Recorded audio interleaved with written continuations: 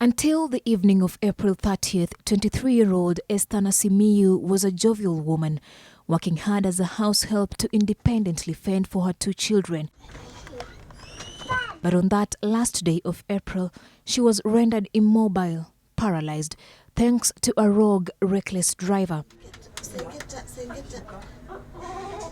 On her way home from church, Esther was hit from the side by an Embassava Sacco matatu whose driver was overlapping on the bridge where she was walking along Outer Ring Road.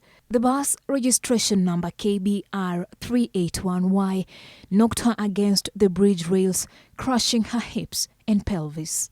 Kukakuwa kuna jam sana. Mkokoteni kasimama mbele ya basi. Basi ikageuka side ya right. Sisi tulikuwa kando. Sasa wakati iligeuka ndio ilimfuguza, ikamfinyilia kwa hizo chuma. So I was called on a Sunday evening by a witness. He told me my sister had been hit by a bus. I asked to speak to my sister, and I could hear on the other hand, it's my house help, Esther Nasimiyu.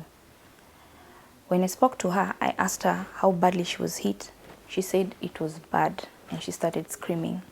The driver tried to speed off but was stopped by the passengers on board who threatened to beat him up. He took the then unconscious Esther and dumped her at a dispensary in Embakasi and left. Aliniweka kwa hospitali na akatoroka. Akadanganya daktari anarudi na hakurudi. Wakaenda kabisa. Paka sahi. At Mama Lucy, an X-ray was done, and the doctor told us the pelvic was broken badly. It needed a screw up. It's not some. That's the only way it was going to be fixed.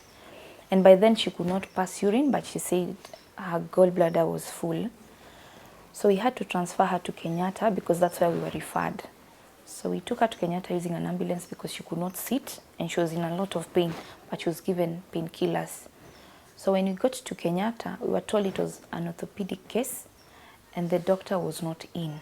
A witness reported and recorded a statement in regards to the accident at Embakasi Police Station. The vehicle was brought to the police station. The driver was arrested at the same time.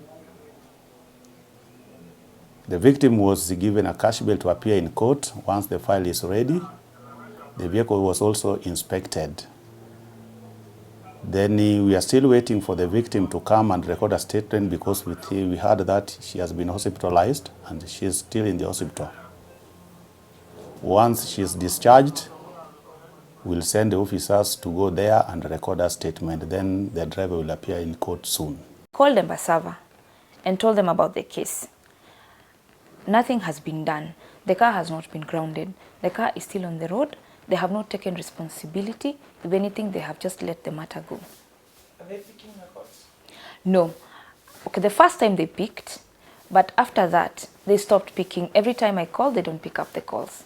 Meanwhile, Esther, who is now paralyzed, has been moved from hospital to the next with no major treatment being done due to lack of funds to correct her fractured pelvic bones and urinal path. Siamuki, sikai, kazi yangu vile nimedala hivi ni kwenyewe. Masusu ni hapo kwa mpira. Kama ni kwenda choo haja kubwa, andia nibebe hii miguu, ndio awekelee poti, ndio niende haja kubwa. Kuniosha, ananiosha kama niko tu hapa.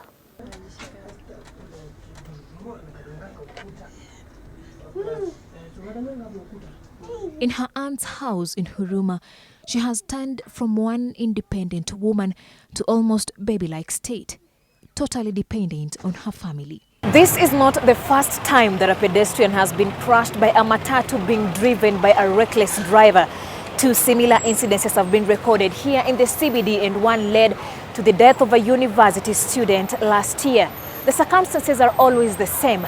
The matatu drivers get impatient, decide to break some traffic rules, and in the process end up endangering the lives of pedestrians. Juma, Okande, NTV, Nairobi County.